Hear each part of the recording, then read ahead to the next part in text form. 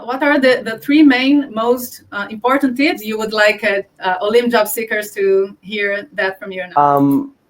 First, second, and third probably is networking, right? It's, as I mentioned, it's a very small ecosystem, and everybody knows everybody, and it's very easy to get to whoever you want to get to.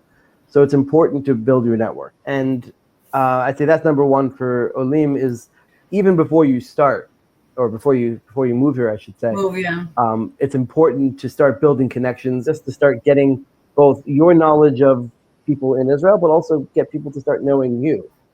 Some more tactical tips, I'd say, never ever cold apply anywhere. Sending a cold application, it's going to end up in a pile of dozens, if not hundreds of other applications, and it's going to be very difficult. The other couple things I'd say, which are also a little bit more tactical, in the United States, there is oftentimes I'll say a clinging to prestige.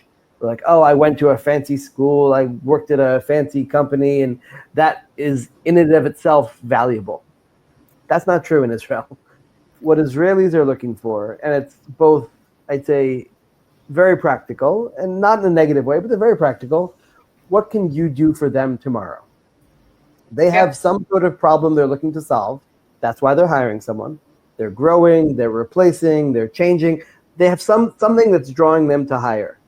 So how can you, who's sitting in front of them or talking to them on the phone, how can you solve that problem for them tomorrow? The last point I'd make is it's extremely important to have a flexible mindset. If you come in expecting that, or knowing that maybe the first position I get in Israel is not going to be my ideal position, but it's okay because in this experience, I'll learn about the ecosystem, or I'll learn about this industry, or this company, or this function within a company.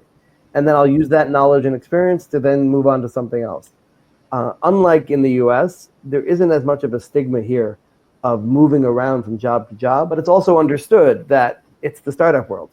Things change very often. Things are very dynamic.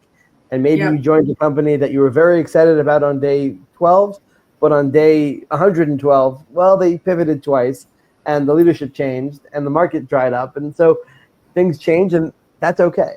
Right. I agree with everything you said.